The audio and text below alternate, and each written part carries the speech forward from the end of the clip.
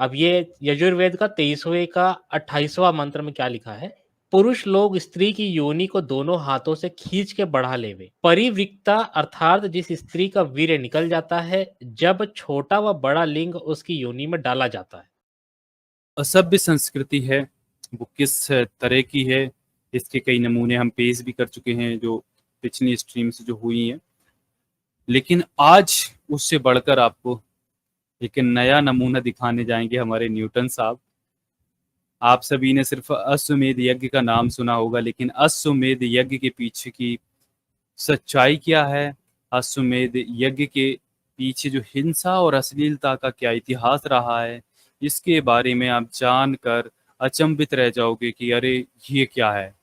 तो आज हम ये सारी चीज़ें जानेंगे आइजैक न्यूटन साहब से। और जो साथी चैनल पर पहली बार आए हैं वो चैनल को सब्सक्राइब करके ऑल नोटिफिकेशन ऑन कर लीजिए। अश्वमेध यज्ञ की जो बातें हैं, वो रामायण में भी हमको मिल जाती है और ये बातें जो है हमको महाभारत में मिल जाती है। महाभारत में तो पर्व का नाम ही है अश्वमेधिक पर्व। तो तो अश्वमेध जो यज्ञ रहा है हमारे सनातन संस्कृति का बहुत बड़ा पार्ट रहा है और अश्वमेध यज्ञ के कई तरीके से फायदे बताए गए हैं। इससे बलशाली पुत्र होते हैं, राज्य आपका हो जाता है। तो जो अश्वमेधिक यज्ञ जो है, अश्वमेध यज्ञ जो है, वो काफ़ी इम्पोर्टेंट यज्ञ हुआ करता था और इसको सिर्फ राजा या ब्राह्मण ही किया करते थे। और इसमें घोड़े की बलि चढ़ाई जाती थी और घोड़े के साथ उसका उसका प्रसाद बनाया जाता था और घोड़े के पार्ट्स का अलग-अलग काट के प्रसाद बनाने की प्रक्रिया थी, उसमें पूरी बताई गई है। प्राचीन काल में ये होता था या जब भी ये वैदिक काल या ये जब ये ग्रंथ लिखे जा रहे होंगे, तब ये सब चीज़ें होती होंगी। बट आज की डेट में इससे पीछा छुड़ा पाना थोड़ा-सा मुश्किल हो पड़ा है। तो आज की डेट में हम ये करते हैं कि अश्वमेध यज्ञ को हम कहते हैं कि अश्वगंधा से जोड़ देते हैं कि भैया ये तो अश्वगंधा जो जड़ी-बूटी होती है उसको आग में डाला जाता है। उसको आग में डालने से उससे कुछ गैसेज़ निकलती है, जिससे जो वायु होता है शुद्ध हो जाता है। इस तरीके से झूठ बोला जाता है। तो आज हम इन सब चीज़ों पे भी बात करेंगे कि कैसे जो अश्वमेध यज्ञ जिसमें घोड़े के साथ उसको काटा जाता है और उसका प्रसाद बनाया जाता है, उससे कैसे जान छुड़ाने के लिए जो हमारे सनातनी भाई हैं, वो कैसे-कैसे लीपा-पोती करते हैं, हम इस पे बात करेंगे। और अश्वमेध यज्ञ के जो रूट है, जो यजुर्वेद में जो बातें आती है, यजुर्वेद का जो महिधर भाष्य अध्याय नंबर 23 उसमें ये सारी बातें आती है। और कैसे उसमें विधि पूर्वक ये सब बातें लिखी हुई है, हम इस पे भी बात करेंगे। और इसके जो रेफ़रेंसेस हैं, हमको कई सारे जो किताबें हैं, जो श्रौत सूत्र है, गृह सूत्र है, इसमें भी मिल जाता है। ब्राह्मण ग्रंथ जो है, ब्राह्मण ग्रंथ में मिल जाता है। तो देखिए बात ये है कि लीपा-पोती आप कहाँ तक करेंगे? मेरा ये कहना है कि अगर आपकी किताबों में ये सब लिखा भी हुआ है, तो इस पे लीपा-पोती करने से कोई फ़ायदा नहीं है। सच आज नहीं तो कल तो सामने आ ही जाएगा। तो बेटर रास्ता यही है कि इस पे आप माने कि हाँ भाई हमारी किताबों में ये सब लिखा हुआ है।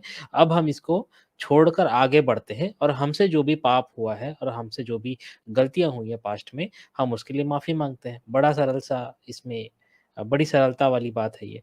पर क्या हो दिक्कत वहाँ पैदा होती है जब आप इन सब चीज़ों को डिफेंड करने लगते हैं और चीज़ों का मतलब अपने हिसाब से बदलने लगते हैं। वहाँ से फिर जो अ, जो दिक्कत है, जो लड़ाई है वहीं से चालू हो जाती है। अगर आप अपनी गलतियों को एक्सेप्ट कर लेंगे, तो मुझको नहीं लगता कि कोई आपको आपकी इतनी बड़े महान कार्य के लिए अपनी गलती एक्सेप्ट करने के लिए कोई आपको थोड़ा भी आपको कोई परेशान भी करेगा। सब आपकी जो भी मिस्टेक्स रही हैं, सब सब सब हर कोई व्यक्ति जो भारत का है, भुलाने को तैयार है। अगर आप जो है जो ब्राह्मण धर्मी लोग हैं, जो सवर्ण लोग हैं, अगर वो भी बहुजन के साथ हो जाएँ और वो भी उनके हक अधिकार जो है, वो उनको दे दें। इसका हमको जो एग्ज़ाम्पल है, हमको जापान से लेना चाहिए कि जापान जो आज की डेट में इतना आगे बढ़ गया है, जब वहाँ पर फ्यूडलिज़्म था, तो वहाँ पर जो सारी शक्तियाँ थी, वो समुराई के पास थी।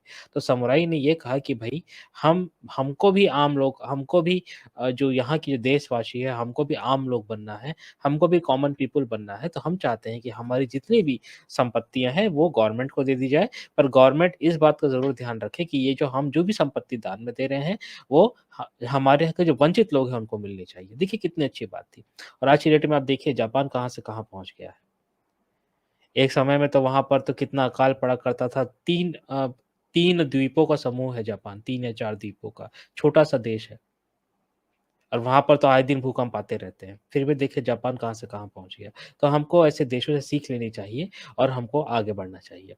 तो इसी के साथ साथियों आज की जो स्ट्रीम है ज़्यादा से ज़्यादा लाइक और शेयर कर दें और जो भी साथी नए हैं वो चैनल को सब्सक्राइब करके ऑल नोटिफ़िकेशन बेल को चालू कर लें। तो आज़ाद जी स्टार्ट करते हैं फिर प्रेज़ेंटेशन, आप कुछ कहना चाहेंगे? जी, जी, बिल्कुल न्यूटन जी स्टार्ट करते हैं। चलें जी, तो फिर मैं आज की प्रेज़ेंटेशन स्टार्ट कर देता हूँ। तो आज की जो प्रेज़ेंटेशन है मैंने 2 किताबों से बनाई है। एक किताब का नाम है धार्मिक कर्मकांड पंडों का चक्रव्यूह। इसके जो राइटर हैं उसका नाम आपको नहीं दिख रहा होगा। इसके जो राइटर है वो राकेश नाथ हैं और किताब का लोगो भी नहीं दिख रहा होगा। इस किताब का जो लोगो है वो विश्व बुक्स पब्लिकेशन से किताब छपती है। पर आज की डेट में ये समस्या हो गई है कि लोग जो है अपनी बातों को खुलकर भी नहीं कह पाते हैं। किताबों पे स्टिकर लगा के बेचना पड़ता है। ये देखिए राइटर का नाम भी छुपा दिया गया है और ये जो विश्व बुक्स का लोगो होता है इसको भी छुपा दिया गया है। तो ये मैंने किताब से रेफ़रेंस लिया है। दूसरी किताब का नाम है क्या बालों की भीत पर खड़ा है हिंदू धर्म, डॉक्टर सुरेंद्र कुमार अज्ञात की ये किताब है। एक्चुअली में मुझे इस किताब को इसलिए जोड़ना पड़ा क्योंकि जब मैं धार्मिक कर्मकांड से जब मैं ये रेफ़रेंस देख रहा था, तो इसी जो इनका जो आर्टिकल है अश्वमेध यज्ञ राकेश नाथ जी की किताब का, इसको और भी ज़्यादा एलैबोरेट करके सुरेंद्र कुमार अज्ञात जी ने लिखा हुआ है। तो मैंने कुछ चीज़ें धार्मिक कर्मकांड की किताब से उठाई है और फिर बाकी के जो रेफ़रेंस है मैंने हिंदू धर्म की किताब से उठाई है। तो आप ये दोनों किताब को ज़रूर पढ़ें, मैंने किताब का पेज नंबर वगैरह भी इंक्लूड किया है आज की प्रेज़ेंटेशन में। पर अगर आपके पास पीडीएफ होगी हिंदू धर्म की किताब का, तो वो थोड़ा-सा पेजेज़ के जो नंबर है उसमें फ़र्क आ सकता है। ख़ैर अगर आप चैप्टर वाइज़ अगर आप खोजेंगे तो आपको चीज़ें मिल जाएगी। तो चलें आगे चलते हैं। तो ये 2 किताबें हैं हि क्या बालू के भीत पर खड़ा है हिंदू धर्म, डॉक्टर सुरेंद्र कुमार अज्ञात और धार्मिक कर्मकांड पंडों का चक्रव्यूह। राकेश नाथ इसके राइटर हैं और विश्व बुक से छपती है। तो ये किताब जो है काफ़ी रेयर है जैसा कि आप देख पा रहे होंगे कि इसमें राइटर का नाम भी डार्क कर दिया गया है और विश्व बुक्स का लोगो भी डार्क कर दिया गया है। तो किताब काफ़ी रेयर है, अगर आपको मिल जाती है तो आप इस किताब को ज़रूर पढ़ें। चलें, तो ये देखें हमारे देश में 1992 में 1992 में अश्वमेध यज्ञ भी हुआ था, तो इसको मैंने एक चीज़ इंक्लूड की है। जो ये कहते हैं कि हमारे देश में तो अश्वमेध यज्ञ जो है, वो काफ़ी प्राचीन बात हो चुकी है, जबकि ऐसा नहीं है। हमारे देश में रिसेंटली यानी 30 साल पहले ये यज्ञ हुआ था, 30-40 साल पहले ये यज्ञ ऑलरेडी हो चुके हैं। ये देखें। 8 नवंबर 1992 को जयपुर के सवाई मानसिंह स्टेडियम में गायत्री शांति कुंज हरिद्वार द्वारा आयोजित प्रथम अश्वमेध बड़े जोर शोर के साथ प्रारंभ हुआ। संपूर्ण यज्ञ 4 चरणों में संपन्न हुआ। यज्ञ के प्रथम चरण के रूप में संस्थान के 5,000 कार्यकर्ताओं ने राजस्थान के 30,000 ग्रामों की प्रदक्षिणा की, जहां से जलरज ला लाकर यज्ञ की 1008 वेदिकाओं का निर्माण किया गया। इन समान वेदिकाओं के अतिरिक्त 7 बड़े कुंड, योनि कुंड, अर्धचंद्र कुंड, त्रिकोण कुंड, वृत्त कुंड, पद्म कुंड की वेदियां भी बनाई गई। इस यज्ञ में मिट्टी के 1100 कलशों का भी प्रयोग किया गया। एक स्तूप नुमा मंडप के नीचे लगा 5,000 वर्ग फुट में फैली पुस्तक प्रदर्शनी गायत्री गायत्री शांति कुंज हरिद्वार के संस्थापक आचार्य श्रीराम शर्मा की 3,200 पुस्तकें रखी गई। मतलब काफी बड़ा मेला लगा था जयपुर में, जो सवाई मानसिंह स्टेडियम है वहां पर अश्वमेध यज्ञ की तैयारियां चालू होती है और वहां पर करीबन 1008 वेदिकाएं बनाई जाती है। 1100 कलशों का निर्माण किया जाता है, वहाँ की मिट्टी का जो कलश उपयोग होते हैं यज्ञ में। और उसके बाद फिर 5,000 वर्ग फुट यानी 5,000 मीटर स्क्वायर की एक टेंट बनाया जाता है, जहाँ पर सिर्फ किताबें रखी जाती है, जो गायत्री समाज के द्वारा छपती है ना? 3,200 किताबें रखी जाती है। मतलब ये उस समय का दौर है, जिस समय पे इंटरनेट नहीं हुआ करता था, जो पत्राचार हुआ करते थे लोगों के बीच में, फ़ोन वगैरह भी नहीं हुआ करते थे। सिर्फ़ लेटर्स के द्वारा और जो पोस्ट कार्ड्स होता है, उसके द्वारा लोगों को निमंत्रण भेजा जाता था। उस इ इ मतलब ऐसे दौर में जहाँ पर सूचना इतनी देर से पहुँचती थी, वहाँ पर भी देखिए इतना बड़ा आयोजन हो जाता है। एक ओर यज्ञ के लिए राज्य के प्रत्येक तीर्थ से जल एकत्रित किया गया, दूसरी ओर गायत्री शांति कुंज हरिद्वार से यज्ञ अग्नि लाई गई। जहां यह अग्नि 1926 से अखंड ज्योति के रूप में निरंतर प्रज्वलित है। यानी जो यज्ञ करने के लिए स्पेशल आग बुलवाई गई, हरिद्वार से, जो 1926 से लगातार जल रही है। ऐसा कहते हैं, बीच में बुझ भी गई होगी तो कौन देखने जा रहा है ना? इसी यज्ञाग्नि को यज्ञाश्व बताकर जनता को भ्रमित किया गया है कि यह अश्वमेध का आयोजन है। अब देखें अश्वमेध क्या है? तो इस पे हम थोड़ी चर्चा करते हैं, उसके बाद फिर डिटेल्स में फिर हम आगे जाएँगे। तो ये थोड़ी-सी चर्चा है, छोटा-सा रूप है, फिर हम आगे विस्तार में इस पे चर्चा करेंगे। यहाँ यह प्रश्न उठना स्वाभाविक है कि इतने विराट स्तर पर संपन्न होने वाला यह तथाकथित अश्वमेध क्या है? पौराणिक पृष्ठभूमि में अश्वमेध एक वैदिक यज्ञ था, जिसके अनुष्ठान में 1 वर्ष लग जाता था। यानी जो वैदिक यज्ञ, जो अश्वमेध यज्ञ जो था, इसका जो वर्णन है हमको ऋग्वेद में भी कुछ पाठ से मिल जाता है और यजुर्वेद का जो अध्याय नंबर 23 है उसमें भी कुछ चीज़ें हमको मिल जाती है। तो और जो ऐत्रेय ब्राह्मण जो है, वहाँ भी हमको अश्वमेध यज्ञ के बारे में भी चीज़ें मिल जाती हैं। तो इससे ये हमको एक स सम चीज़ें समझ में आती है कि जो अश्वमेध यज्ञ जो था, ये वेदों में जो बताया गया है यज्ञ के बारे में, ये वैसा ही यज्ञ था और इसको करने में 1 साल लग जाता था। ठीक है? इसके लिए पहले एक श्रेष्ठ अश्व का चयन किया जाता था, फिर उसके मस्तक पर जयपात्र बांधकर छोड़ दिया जाता था। उसके पीछे-पीछे राजा की सेना चलती थी। अश्व को रोकने वाले से अश्वाग अश्वागुगामिनी सेना का युद्ध होता था। यानी घोड़े को छोड़ दिए हैं, अब घोड़ा जहाँ-जहाँ चलेगा जिसका वो घोड़ा रहेगा, जिस राजा का, जहाँ-जहाँ भी वो घोड़ा जाएगा, वो राज्य जो है राजा का हो जाएगा और घोड़े के पीछे सेना चलती है। जहाँ भी जिसने उस घोड़े को रोका तो लड़ाई हो जाएगी, लड़ाई हो गई तो लड़ाई अगर हो जाती है तो अगर मान लीजिए राजा जीत जाता है, तो राजा जीत गया तो सामने वाले का राज्य उसका हो जाएगा, राजा अगर हार जाता है, तो फिर जो यज्ञ है, वो वहीं पर समाप्त हो जाएगा। तो ये नियम होता था। इस प्रकार दिग्विजय करता हुआ अश्व जब लौटता था, तब राज परिवार के सदस्यों द्वारा उसका पूजन किया जाता था। बाद में उसका वध करके मांस भूना जाता था। यह कार्यक्रम 3 दिनों तक चलता था। यह पूर्णतया राजनीतिक यज्ञ था। तैत्तिरीय ब्राह्मण 3/8 और 9, कात्यायनी श्रौतशूद्र का 20, आप तक ये आप स्तंभ हो गई। आप स्तंभ गृह सूत्र 20, महाभारत का 10/71/14 जो 10वां पर्व है, उसका 71वां अध्याय, यानी ये 10वां पर्व मेरे को लगता है अश्वमेधिक पर्व है। मैं गलत हो सकता हूँ। अश्वमेधिक पर्व है ये मुझे लग रहा है।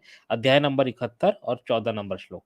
आदि ग्रंथों में अश्वमेध का पर्याप्त विवरण मिलता है। तथाकथित भगवान राम और युधिष्ठिर के अश्वमेध पुराण प्रसिद्ध है।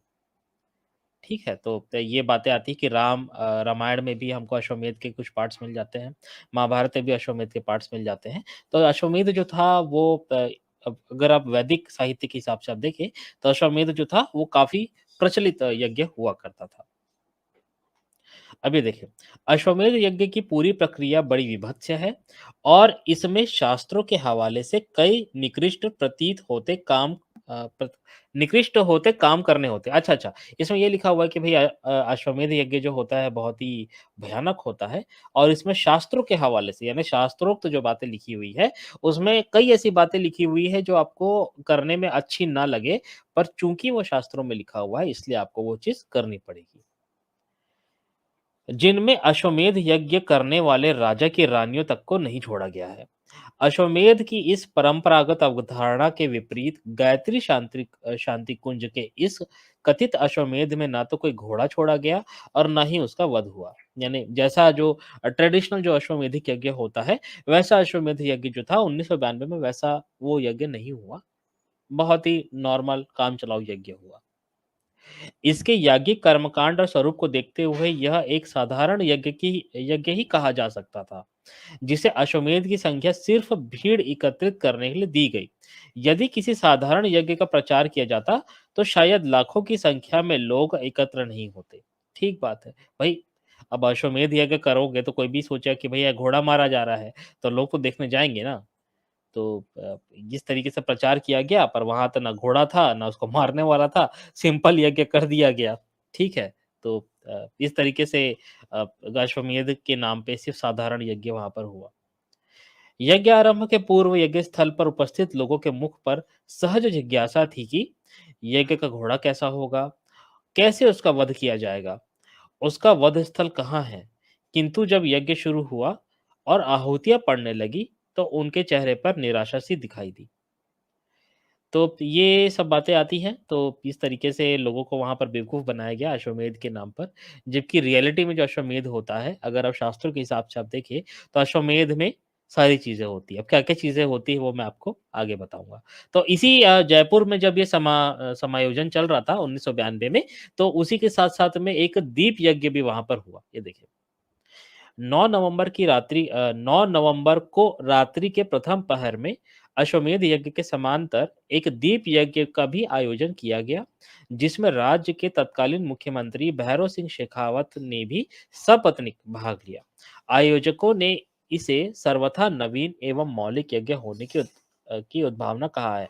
अब ये देखें हमारे यहाँ के जो गायत्री समाज है, उन्होंने क्या किया, दीप यज्ञ एक नया यज्ञ उन्होंने पैदा कर लिया वहीं पर एट द इंस्टेंट, मतलब इम्प्रॉम्प्टू पैदा कर लिया दीप यज्ञ, और वहाँ पर ये उन्होंने कहा कि भैया ये तो एक नया और मौलिक यज्ञ की विधि है ना? तो इस तरीके से हमारे यहाँ के जो पुरोहित हैं, जो हमारे यहाँ के जो धार्मिक पंडित पुरोहित हैं, वो नए-नए प्रकार का वो आविष्कार भी कर लेते हैं। तो देखिए दीप यज्ञ भी वहाँ पर चालू हो जाता है। ठीक है? वस्तुतः यह दीपमालिका का ही एक रूप था। सुसज्जित रूप में हजारों दीपक जलाकर झिलमिल रोशनी करना किसी यज्ञ का द्योतक नहीं है। तो तो देखिए यहाँ पर क्या होता है, दीप प्रज्वलन के पूर्व गायत्री मंत्रोच्चार के साथ कर्मकांड भी करवाया गया। उच्च मंत्र पर विराजमान पंडितगण आम जनता को भ्रमित करते हुए कहते हैं, अब आप सोचिए कि यज्ञ देव अवतरित हो रहे हैं, अथवा अब आप कल्पना कीजिए गायत्री माता का अवतरण हो रहा है। तो ये क्या किए वहाँ के पुरोहित लोग, दीपों की लड़ी लगा दिए, जो दीपक होता है जलता हुआ उसकी लाइन लगवा दिए, ठीक है? और वहाँ पर जाके बैठ के वो मंत्रोच्चारण करने लगे, और जो उनके आस-पास जो लोग बैठे हुए थे उनको वो ये कहते हैं कि अब आप कल्पना करें कि यज्ञ देव आ रहे हैं, और अब कल्पना करें कि गायत्री माता का अवतरण हो रहा है। तो इस तरीके से ये इन्होंने नया यज्ञ का वहीं पर एक नया इन्वेंशन कर लिया, डिस्कवरी कर ली, जिसको कहा दीप यज्ञ। ये देखिए। यदि मंत्रों में तथाकथित देवताओं को अवतरित करने की क्षमता होती, तो यज्ञ हेतु हरिद्वार से अग्नि लाने का कष्ट नहीं किया जाता, बल्कि मंत्र बल से ही तथा कथित अग्नि देव का आवाहन किया जाता। फिर यज्ञ देव को भी अपने प्रचार का इससे अच्छा मौका कहाँ मिलता? वह भी साक्षात अवतरित होकर अपनी भरपूर प्रशंसा करवाते। तो इस तरीके से ये झूठ बोलते हैं, है ना? और इन्होंने पैसे बटोरने के लिए एक नया यज्ञ बना दिया जिसको कहा दीप यज्ञ।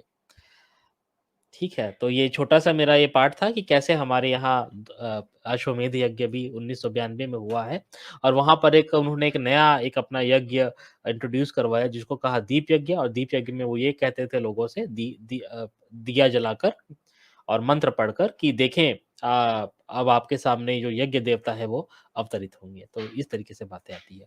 अब हम जो है मेन प्रेज़ेंटेशन के पार्ट पे आते हैं। अश्वमेध हिंसा और अश्लीलता का तांडव नृत्य। तो ये जो है एक्चुअली में जो ट्रेडिशनल तरीके से जो अश्वमेध यज्ञ हमारे शास्त्रों में दर्शाया गया है, ये बिल्कुल वही सारी बातें हैं। ठीक है? तो ये जो मैंने पार्ट लिया है, ये मैंने सुरेंद्र अज्ञात जी की किताब से लिया है, क्या बालों की भीत पर कड़ा है हिंदू धर्म। ये जो पोर्शन है, ये धार्मिक कर्मकांड में भी दिया हुआ है, पर सुरेंद्र अज्ञात जी ने इसको काफ़ी रिफाइंड वे पे लिखा है, और जो चीज़ें उसमें थोड़ी-सी मुझे लग रही थी कमी है, तो सुरेंद्र अज्ञात जी ने इस उस कमी को भी इसमें पूरा कर दिया है। तो अगर आपके पास क्या बालू की भीत पर खड़ा है हिंदू धर्म किताब है, तो आप इस किताब को ज़रूर पढ़ें। उस किताब को पढ़ने में थोड़ा-सा आपको समय लग सकता है, तो आपको ये अश्वमेध वाला रेफ़रेंस जो है, आपको उसमें मिल जाएगा। ठीक है? तो ये पेज नंबर आई थिंक जो हार्ड कॉपी है, उसमें पेज नंबर 548 में दिया हुआ है। अब पीडीएफ में ये कहाँ पर है, थोड़ा-सा आप ये आगे-पीछे सर्च कर लेंगे। ये देखें।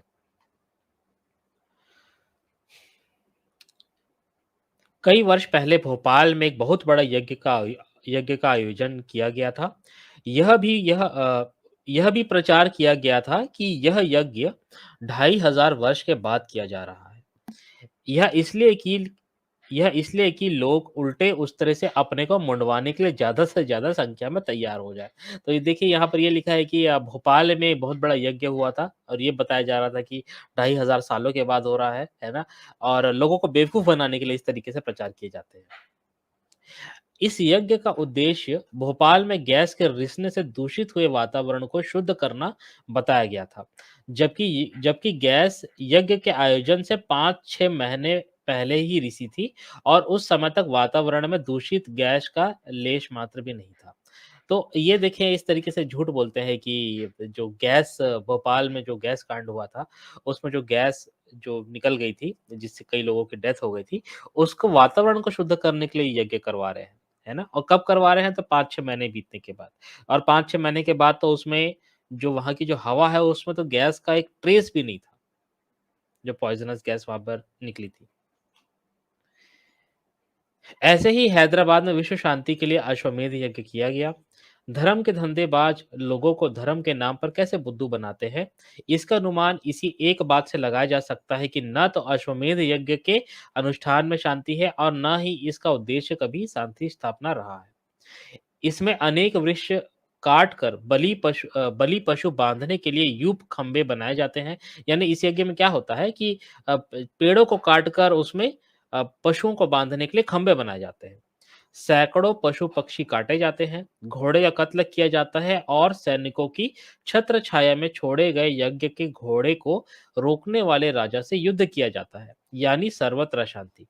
इसलिए तो इस देश के प्राचीन बुद्धिवादियों ने इस पर आक्षेप करते हुए पूछा था, ये पद्म पुराण में आया है। पद्म पुराण में लिखा है, अर्थात यदि वृक्षों को काट कर गिराने और पशुओं को मारकर खून खराबा करने से स्वर्ग की प्राप्ति होती है, तो फिर नरक की प्राप्ति किससे होती है? फिर भी विश्व शांति के लिए अश्वमेध किया गया। अब ये देखिए यहाँ पुराण की बात आ गई है, पर जैसा कि हमारे मनु महाराज का भी कथन है और ये बातें स्मृतियाँ में भी आती है कि अगर पुराण और वेदों में अगर कॉन्ट्रडिक्शन हो, तो वेदों की बातें सर्वोपरि माननी चाहिए। ठीक है? तो ये जो बात लिखी है ये प्रक्षिप्त है। चलिए आगे चलते हैं। अश्वमेध का अर्थ, तो अश्वमेध का अर्थ आप यहाँ से देखें, ये देखें। अश्वमेध का अर्थ देते हुए the practical Sanskrit English dictionary 1890 में वामन शिवराम आप्टे यानी जो आप्टे शब्दकोश है संस्कृत डिक्शनरी का, उसके पेज नंबर 183 में लिखा है, अर्थात जिस यज्ञ में प्रमुख रूप से घोड़े को मारा जाता है वह अश्वमेध है। ठीक है? और यही चीज़ शब्द कल्पद्रुम में भी आई है। शब्द कल्पद्रुम में ये लिखा हुआ है, इस यज्ञ में विशेष लक्षणों से युक्त घोड़े को उस पर पवित्र करने वाले जल को मंत्रोच्चारण पूर्वक छिड़क कर तथा उसके कपाल पर जय पात्र बांध कर छोड़ दिया जाता है। उसकी रक्षा के लिए पुरुष विशेष को नियुक्त कर दिया जाता है, यानी उसकी रक्षा के लिए जो एक व्यक्ति होगा जो उसकी रक्षा करेगा जहाँ-जहाँ भी वो जाएगा तो उसकी नियुक्ति की जाती है। वर्ष के अंत में घोड़े के लौट आने पर और यदि किसी ने उस घोड़े को बांध रखा हो, तो उस बांधने वाले को युद्ध में हराकर घोड़े को वापस लाने पर उसे शास्त्रोक्त विधि के अनुसार मारकर उसकी चर्बी से होम किया जाना है। कामना के अनुसार फल की प्राप्ति होती है, मोक्ष, ब्रह्म हत्या जनित पाप का नाश, यानी अगर आपने ब्राह्मण को मार दिया तो आपको अश्वमेध यज्ञ कराना है। तो ब्रह्म हत्या का जो पाप लगता है वो भी अश्वमेध यज्ञ से कट जाता है। और स्वर्ग की प्राप्ति, जो भी अभीष्ट हो, यानी जो भी आपको आपकी जो मनोकामना है वो अश्वमेध यज्ञ में जब घोड़ा लौट कर आएगा तो आप उसका चर्बी का आप अ, जो हवि होता है यानी जो प्रसाद होता है, जब बनाएँगे, प्रसाद बनाएँगे उसका, उसका आप यूज़ करने से आपका जो आपने माँगा है, जो भी आपका अभीष्ट चीज़ें हैं, वो पूरी हो जाएँगी। ठीक है? अश्वमेध यज्ञ को हर व्यक्ति नहीं कर सकता, इसे केवल राजा ही कर सकता है और वह भी क्षत्रिय ब्राह्मण, अन्य जातीय राजा भी नहीं। तो अश्वमेध यज्ञ को सिर्फ क्षत्रिय कर सकते हैं और ब्राह्मण कर सकते हैं, ठीक है?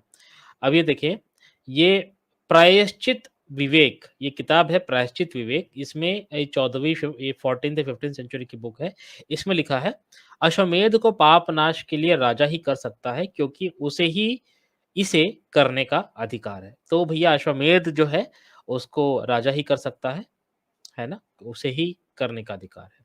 और भविष्य पुराण में लिखा हुआ है कि यदि ब्राह्मण से अज्ञानवश ब्रह्म हत्या हो जाए तो वह भी अश्वमेध कर सकता है। ठीक है? तो ये आया है, यदि न चाहते हुए भी गुणवान ब्राह्मण से किसी निर्गुण ब्राह्मण की हत्या हो जाए तो अश्वमेध यज्ञ में स्नान करे अर्थात अश्वमेध करे। ठीक है?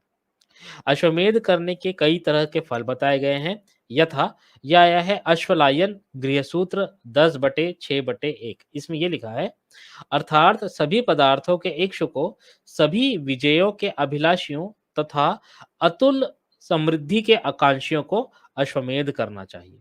तो देखिए अश्वमेध का देखिए कितना महात्म्य है कि अश्वमेध करने से आपको सभी प्रकार के जो आपकी इच्छाएं हैं वो पूरी हो जाएंगी। आपको जो ब्रह्म हत्या का जो महापाप है वो भी आपके सर से कट जाएगा। और ये विष्णु स्मृति 36/8 में लिखा है। अच्छा ये ओके ये जो है विष्णु स्मृति 36/8 की ये बात हो गई है आई थिंक। तो ये देखिए यजुर्वेद में अब महिधर भाष्य हम पढ़ेंगे। यजुर्वेद का जो अध्याय नंबर 23 है उसका 23वां मंत्र 23/23। ठीक है, तो इसमें ये लिखा है भाषार्थ महिधर का अर्थ। ठीक है, तो ये संस्कृत में है, ऊपर में आप देख पा रहे होंगे गभे, भगे, यौनो, शकुनी। तो ये जो है आपका महिधर भाष्य है, तो महिधर भाष्य का हिंदी रूपांतरण है। यज्ञशाला में अधर्वयु आदि ऋत्विज लोग कुमारी और स्त्रियों के साथ उपहास पूर्वक संवाद करते हैं, इस प्रकार से कि अंगुली से योनि को दिखलाकर हंसते हैं। जब स्त्री लोग जल्दी जल्दी चलती है तब उनकी योनि में हलहला शब्द, और जब भंग लिंग का संयोग होता है तब भी हलहला शब्द होता है, और योनि और लिंग से वीर्य झरता है। ये हलहला गजब शब्द गजब कैसे न्यूटन जी, होता है? हलाल है ये, हलाला, ये हल हल हल हल शब्द से ही बन गया क्या यार?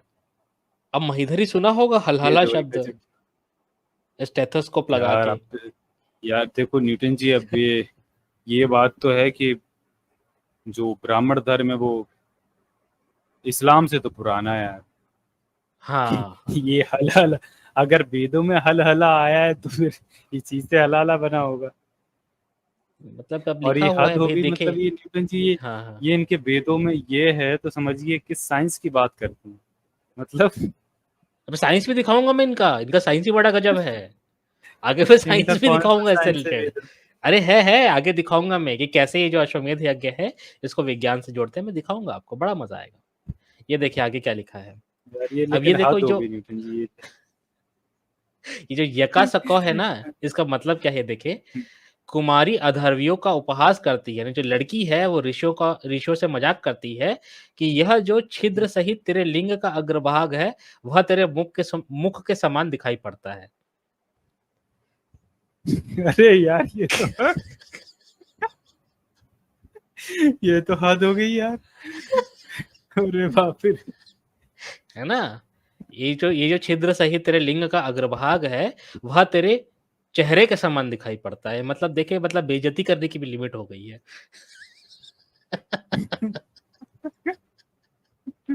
है ना, तो इस तरीके से ये भैया तो एक दूसरे सही का में यार।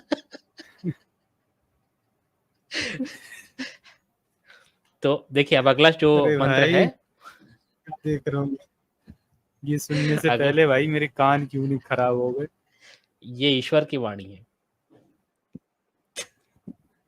अब ये देखिए यजुर्वेद का अध्याय नंबर 23 का 24वां श्लोक। अब ये देखिए मइधर का अर्थ है।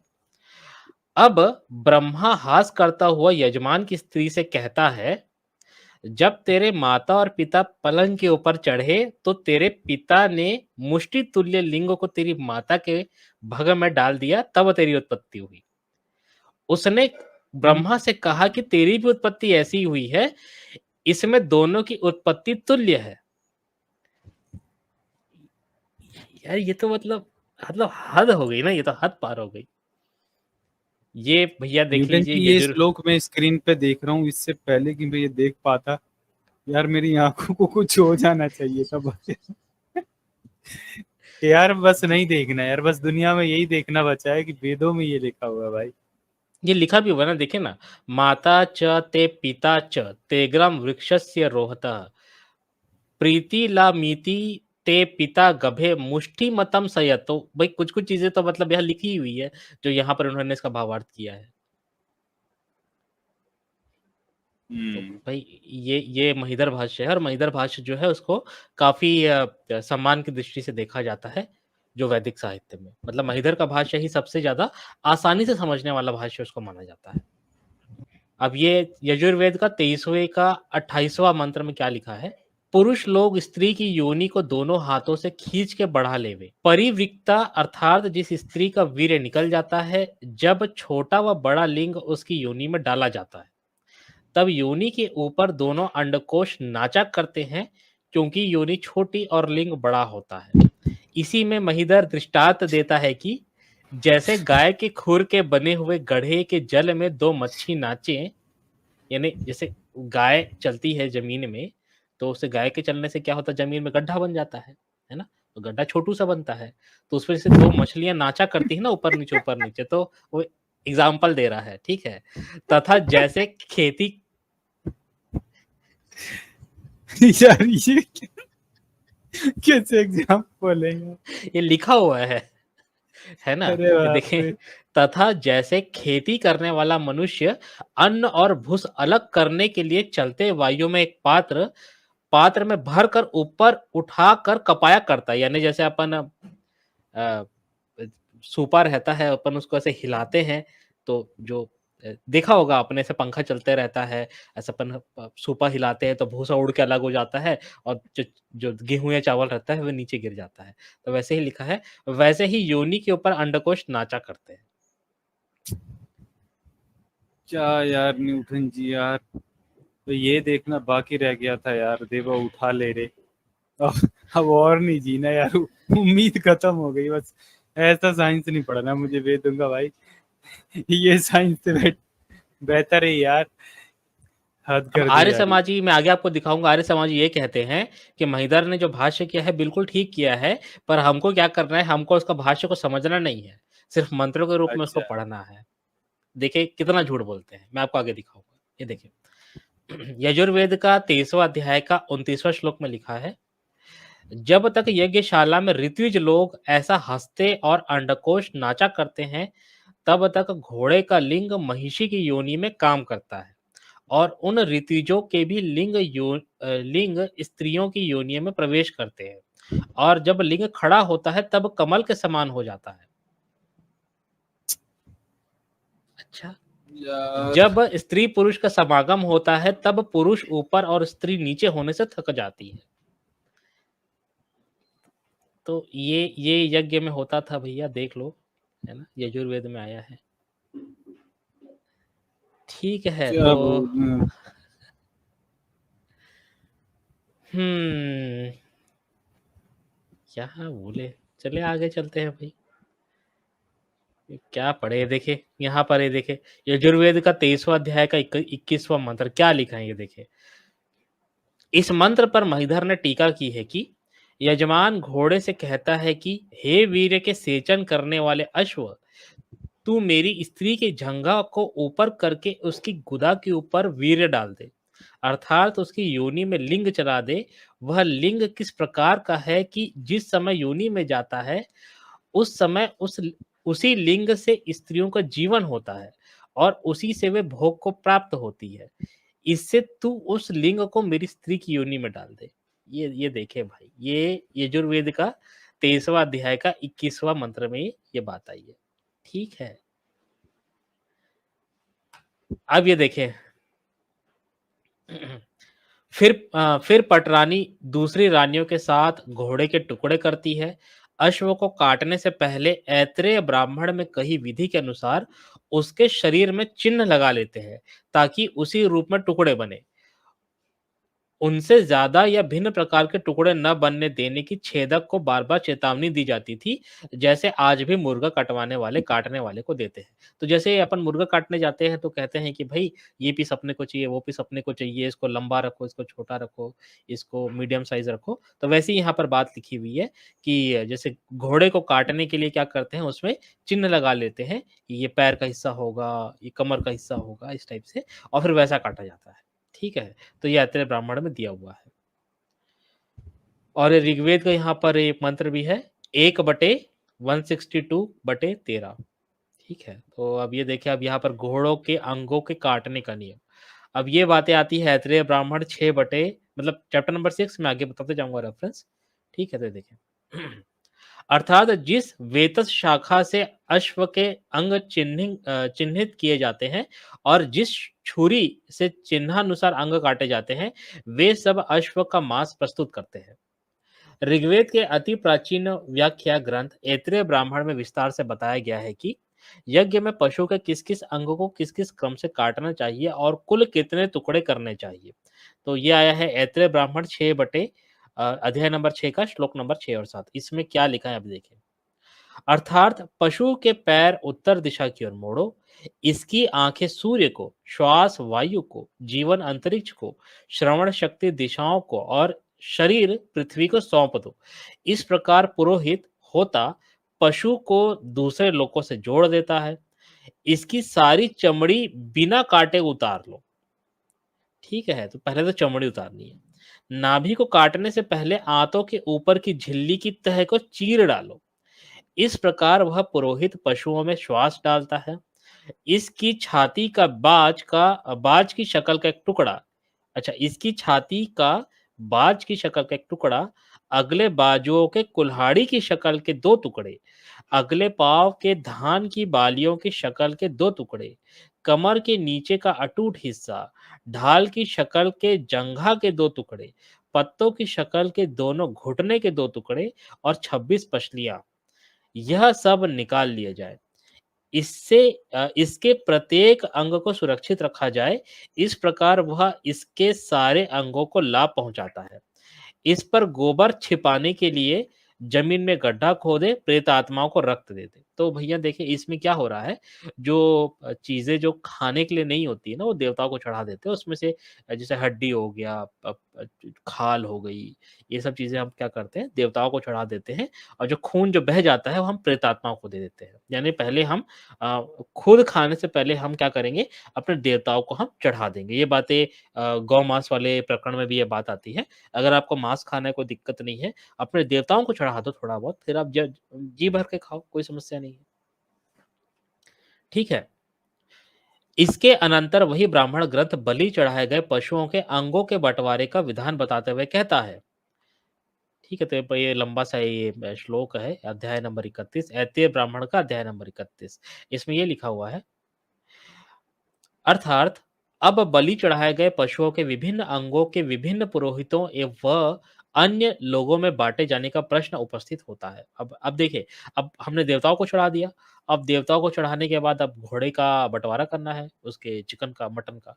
तो घोड़े का मटन का बंटवारा करना है, तो अब कैसे करें? तो ये एक सवाल खड़ा होता है। ठीक है, हम इसका अब वर्णन करेंगे। जबड़े की दोनों हड्डियां और जीवा प्रोस्तोता प्रस्तोता नामक पुरोहित को दी जानी चाहिए। यानी प्रोस्तता नाम का कोई पुरोहित होगा, उसको जबड़े की दोनों हड्डियां और जीभ मिलेगी। बाज की शक्ल जैसी छाती उद्गाता को मिलेगी। गला और तालु प्रतिहर्ता को, कमर के नीचे का दाहिनी ओर का हिस्सा होत्र को, बायां हिस्सा ब्रह्मा को, दाई जांघ मैत्र वरुण को, बाई ब्राह्मणछंसी को, दाहिने कंधे का हिस्सा अधर्वियों को, बाएं कंधे का हिस्सा मंत्रोच्चारण के में साथ देने वाला उपगाताओं को, बायां कंधा प्रतिपस्थाता को, दाएं बाजू का निचला हिस्सा निष्ठा को और बाएं बाजू का निचला हिस्सा पोता यानी पोत्र को दिया जाना चाहिए। इसी तरह दाहिनी जंघा के ऊपर का हिस्सा अच्छा वाक को, बाई जांघ के ऊपर का, अरे ये तो किस किस को दोगे यार, ठीक है सबको बांट दिए खा पी के खत्म कर दिए। चले आगे चलते हैं, ठीक है। ठीक है, तो ये देखिए इस तरह पशु के 36 टुकड़े किए जाते हैं, मतलब टोटल 36 टुकड़े हैं। 36 टुकड़े का अलग अलग यहाँ पर वर्णन दिया हुआ है, तो मैंने चीज़ें मिस कर दिया है। तो ये देखें, पीछे की हड्डी व अंडकोश यज्ञ करता गृहस्थ को यानी जो बेचारा यज्ञ करा रहा है, उसको क्या दे रहे हैं? पीछे की हड्डी और अंडकोश। जो बेचारा यज्ञ करा रहा है, उसको ये 2 चीज़ें मिल रही है, ठीक है? तो यार न्यूटन क्या जी, ये बता क्या क्या खिलाते थे, मुझे तो ये समझ में नहीं आता। हद नहीं कर देते यार ये लोग कुछ भी। अब ये देखिए ना क्या लिखा है, देखिए। पशु की पूंछ पत्नियों को दे और वे उसे किसी ब्राह्मण को दे। यानी पशु की जो पूंछ है पत्नियों को देना है, और वो जो महिलाएं रहेंगी वो भी ब्राह्मण को दे देगी। तो भाई, पत्नियों का पेट नहीं है क्या? उनको भी कुछ खाने को मिल जाता है यार, ये तो गलत बात है। तो भाई देखिए 36 प्रकार की इस तरीके से टुकड़े किए जाते हैं, पर आप क्या पढ़ें इसमें, ठीक है, अगर किसी को पढ़ना हो तो किताब से पढ़ सकते हैं या इसको पॉज़ करके भी पढ़ सकते हैं, ठीक है। तो ये हैं, ये टुकड़े यज्ञ को संपूर्ण करते हैं, यह मांस विभाजन यज्ञकर्ता को स्वर्ग में पहुँचाता है। यानी 36 प्रकार से अगर आप मांस का विभाजन करोगे तो जो यज्ञ करता है, जिसको अंडकोष मिला खाने को, वो स्वर्ग जाएगा। जो इस तरह से नहीं करते वे बुरे आचार वाले और पापी हैं। बलि के पशु का यह विभाजन श्रुत के पुत्र देवभाग का आविष्कार है। जब वह इस जीवन से जा रहा था तो उसने यह रहस्य किसी को भी नहीं बताया, किंतु किसी अलौकिक देवदूत ने प्रभु के पुत्र गिरिजा को यह सब समाचार बता दिया। तब से मनुष्य इसे उसी से सीखते हैं। ओके, तो ये कहानी भी है उसके पीछे भैया। अश्व को काटते समय छेदक यानी जो कसाई होता है, जो पुरोहित होता है, मतलब काटने का भी काम एक ब्राह्मण ही करता है, पुरोहित ही करता है, ठीक है? ये देखिए, अश्व को काटते समय छेदक यानी कसाई उसके हाथों, नखों में जो मांस लगा रहता है, उसे देवों को अर्पण कर दिया जाता है। कुछ मांस रांधा जाता था और कुछ शूल पर भुना जाता था। यानी ठीक है, पास के लोग उसकी गंध की प्रशंसा किया करते थे।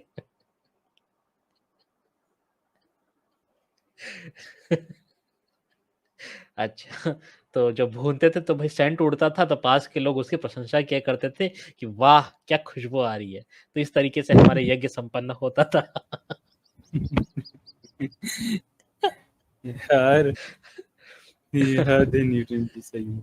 है ना? तो इसी विषय में ऋग्वेद के निम्नलिखित मंत्र पढ़ने योग्य हैं। ऋग्वेद का 1/162 का तीसरा मंत्र यानी मंडल नंबर 1, और उसके बाद खैर ये जो रेफ़रेंस है ना 1/162, ये अलग टाइप का रेफ़रेंस है। ये मैं आपको बता दूँगा इसको कैसे निकालते हैं, ठीक है?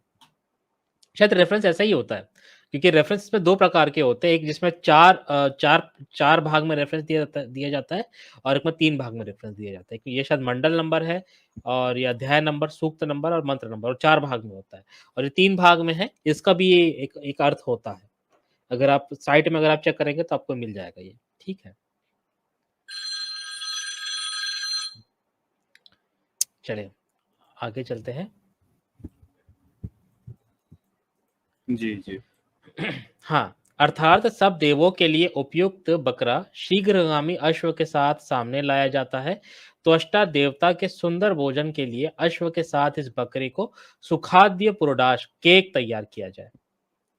तो देखिए क्या है, अश्व के साथ इस बकरे से पुरोडाश यानी सैंडविच यानी केक यानी मतलब अब अश्व घोड़े का मटन बनेगा और उसके ऊपर बकरे का मटन का से जो सैंडविच बनती है वो तैयार करना है।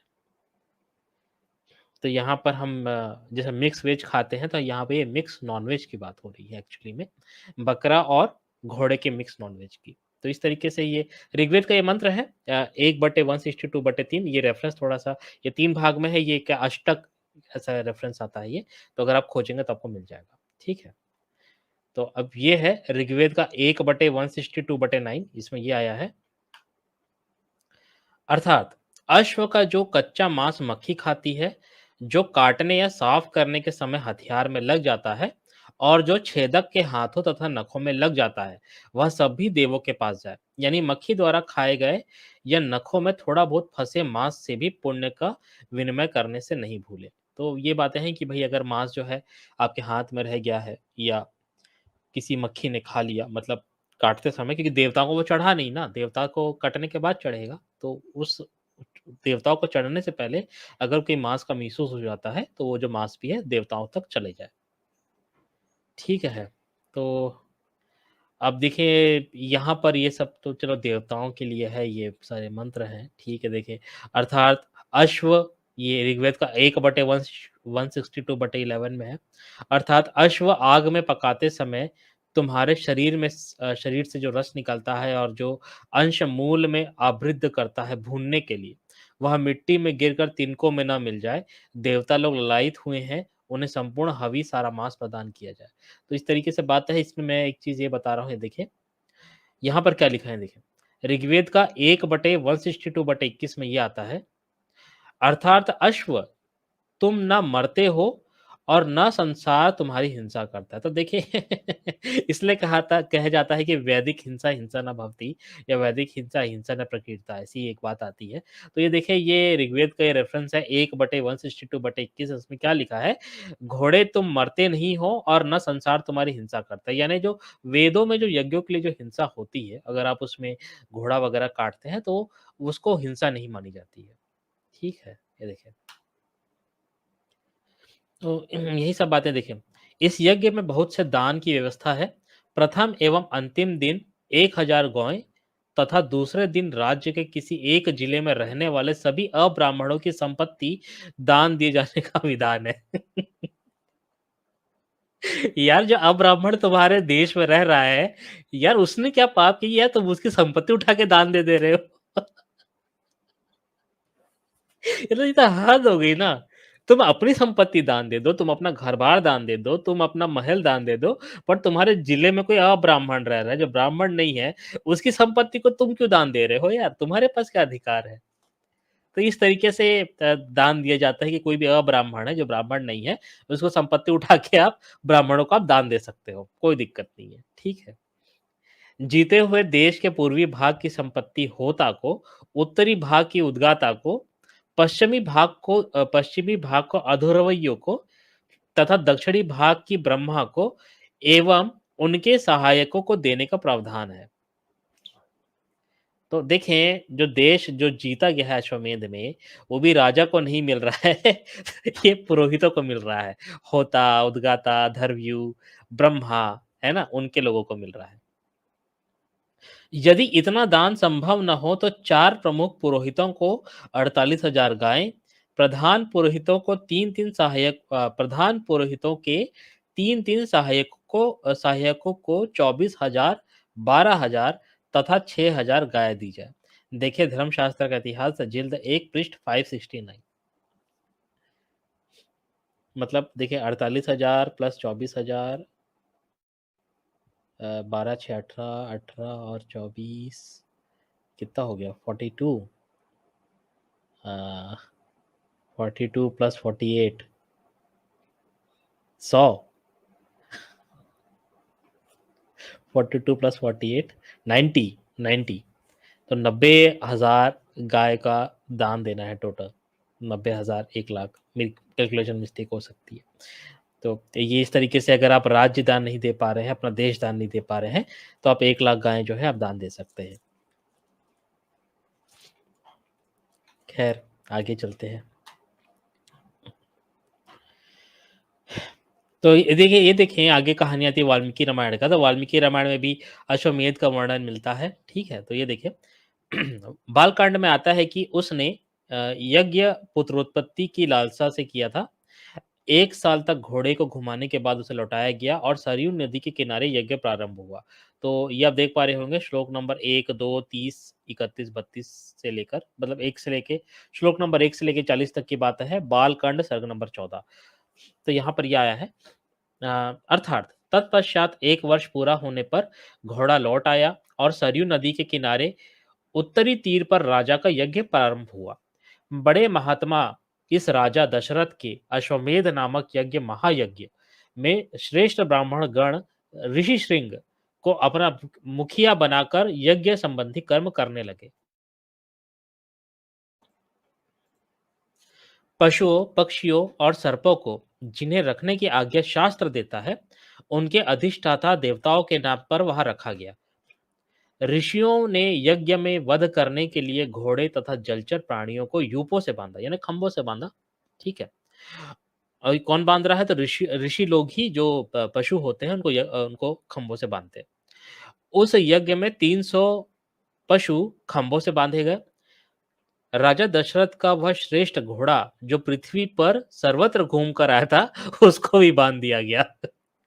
घोड़े को भी बांध दिया गया बेचारे को। कौशल्या ने बड़ी खुशी के साथ उस घोड़े की चारों ओर, सॉरी मेरा फोन बज गया, 1 मिनट। तब तक साथियों आप ज्यादा से ज्यादा लाइक और शेयर करते रहे। मैं देख हाँ लेता हाँ हूँ न्यूटन कोई इम्पोर्टेंट जी कॉल जी तो जी, आप नहीं है। देख लीजिए। तो दोस्तों देखिए कि किस तरीके से ब्राह्मण धर्म को आप समझ पा रहे हैं कि यार ये ब्राह्मण धर्म चीज क्या है, आप देख ही रहे होंगे। और इसी के नाम पर इन लोगों ने ये ग्रंथ लिखते रहे और एक गंदगी इनके धर्म ग्रंथों में भरी पड़ी है। और इनको आज इस तरीके से दिखाते हैं जैसे सारा साइंस यहीं से निकला है दरअसल। लेकिन अगर कोई इनको पढ़ने जाए तो साइंस तो कहीं नहीं मिलेगा, लेकिन कुछ और ही इसमें मिलेगा, जो कि टाइम टाइम पे हम आपको दिखाते रहते हैं। और क्या कहानी है आज आप न्यूटन जी से सुन ही रहे हैं। जी न्यूटन जी। हाँ, हाँ, 1 मिनट दादाजी मैं जी जी। 1 मिनट में मैसेज कर देता हूँ। हाँ हाँ। तो यार मतलब हद होती है ना कि धर्म के नाम पर कुछ भी चला रहे हैं ये लोग। और आज धर्म को इस तरीके से अ, दिखाते हैं कि जैसे सारा साइंस ही इनके धर्म से निकला हो। दरअसल अब कुछ लोग ये भी कहते हैं कि हुँ, देखिए हुँ। इतने लोग मानने वाले हैं इस धर्म को, बड़े बड़े लोग मानने वाले हैं। अगर मुझे लगता है कि कोई भी व्यक्ति अगर इन धर्म ग्रंथों को एक बार अपनी जिंदगी में ठीक से पढ़ ले तो कोई भी इस धर्म को नकार देगा। लेकिन बात वही है ना कि लोगों की सिर्फ आस्था होती है और धर्म में आस्था के नाम पर वो इस धर्म से जुड़े रहते हैं। अगर वो सच्चाई जान जाए तो वो भी इस धर्म को ऐसे ही ठुकरा देंगे। जी न्यूटन जी। नॉटी बॉय लिखते हैं कि फ़ोन भी कह रहा है थोड़ी साँस ले लो। चलिए धन्यवाद नॉटी बॉय जी। तो चलिए थोड़ा-सा ही बचा हुआ है, इम्पोर्टेंट है मैं आपको बता देता हूँ। तो ये बातें जो है रामायण में भी आती है। तो रामायण में ये देखिए जो बेचारा घोड़ा घूम-घाम के आया था, पूरा राज्य जीत के आया था हमारे दशरथ जी के लिए। दशरथ महाराज जी के लिए घोड़ा बेचारा जीत के आए, उसको भी खंभे से बाँध दिए, ठीक है।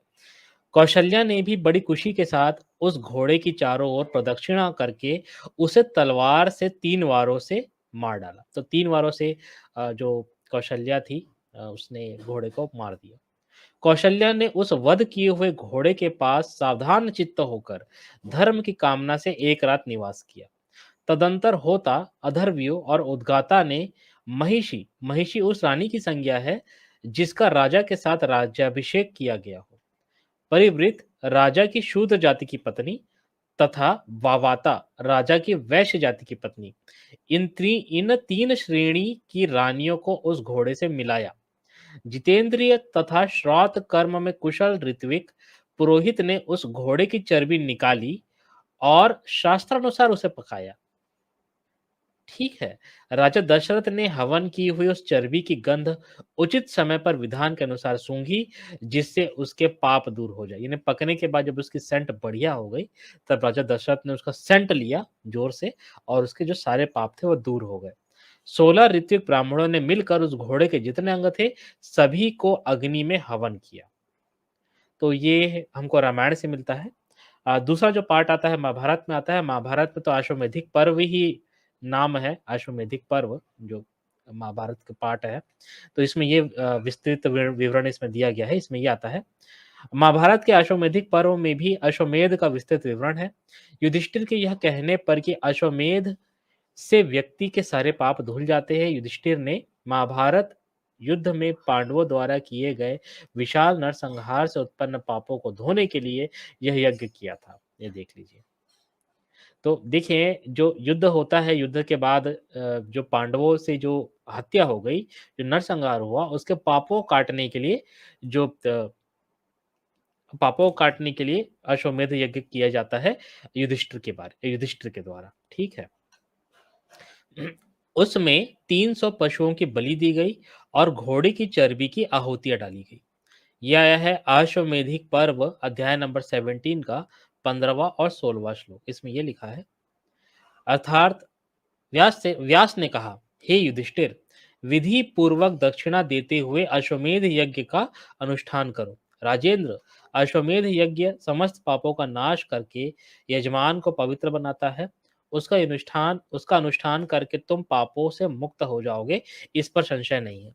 अब अश्वमेधिक पर्व का 28वां 28वां नहीं 88 अश्वमेधिक पर्व का 88 अध्याय है और उसका 33 से लेके 35 श्लोक का यहाँ पर रेफरेंस दिया हुआ है। इसमें लिखा है अर्थात तदंतर मनीषी पुरुषों ने शास्त्रोक्त विधि के अनुसार पशुओं को नियुक्त किया। भिन्न भिन्न देवताओं के उद्देश्य से पशु पक्षी शास्त्र कथित वृषभ बैल और जलचर जंतु इन सब का अग्नि स्थापन कर्म में याजकों पुरोहितों ने उपयोग किया। अच्छा, मतलब क्या हो रहा है, अलग-अलग देवताओं को खुश करने के लिए उनके द्वारा जो लिखा गया है, जो शास्त्रों में लिखा गया है, पशु, पक्षी, बैल और जो जलचर जंतु होते हैं, इसको सब लाया गया और जो पुरोहित थे, इन्होंने उस यज्ञ में उपयोग किया। ठीक है, उपयोग किया मतलब उनकी बलि चढ़ाई, सीधी-सी बात है। कुंती नंदन महात्मा युधिष्ठिर के उस यज्ञ में जो यूप यानी जो खंबे खड़े किए गए थे, उसमें 300 पशु बांधे गए थे। उन सब में प्रधान वही अश्वरत्न था। ये देखें तो ये यहाँ पर भी है, यूपेषु नियता चासीत पशूनां त्रिशती तथा अश्वरत्नोत्तरा यज्ञे कौन्यन्तेस्य महात्मना। तो देखिए रत्न की बात आ रही है, यूप की बात आ रही है, तो यहाँ पर ये बात आती है। अश्वमेधिक पर्व का अध्याय नंबर 88 का श्लोक नंबर 33 से 35। ठीक है। अब अश्वमेधिक पर्व का अध्याय नंबर 89 है, श्लोक नंबर 1 से लेकर 6 तक। इसमें ये लिखा है, अर्थात उन श्रेष्ठ ब्राह्मणों ने अन्य न्याय पशुओं का विधि पूर्वक श्रपण, अच्छा ओके, विधि पूर्वक पकाना करके उसे अश्व की भी शास्त्रीय विधि के अनुसार आलभन हनन कत्ल किया। ओ हो। मतलब क्या कि ये हमारे जो ब्राह्मण थे, जो श्रेष्ठ ब्राह्मण थे, वो जितने भी पशु जिनका जो बलि चढ़ चुका था, उसको पकाया और उसके साथ ही जो घोड़ा था, उसका शास्त्र के अनुसार उसका कत्ल किया, मतलब उसका वध किया। जो वेद मंत्र पढ़ के जो करते हैं, वो उनका बलि दिया। राजन, तत्पश्चात याजकों ने विधि पूर्वक अश्व का श्रपण करके उसे पकाकर उसके समीप द्रौपदी को शास्त्रोक्त विधि के अनुसार बैठाया। भरत श्रेष्ठ, इसके बाद ब्राह्मणों ने शांत चित्त होकर उस अश्व की चर्बी निकाली और उसका विधि पूर्वक श्रपण करना आरंभ किया। भाइयों सहित धर्मराज युधिष्ठिर ने शास्त्र की आज्ञा के अनुसार उस चर्बी की धूम की गंध सूंघी, जैसे हमारे राम के पिताजी दशरथ जी ने सूंघी थी, जो समस्त पापों का नाश करने वाली थी। नरेश्वर, उस अश्व के जो शेष अंग थे, उनको धीर स्वभाव वाले समस्त समस्त 16 पुरोहितों ने अग्नि में होम कर दिया। ये महाभारत का षष्ठम खंड है, गीता प्रेस गोरखपुर, हिंदी अनुवाद सहित, पेज नंबर 6290 से लेके 6191।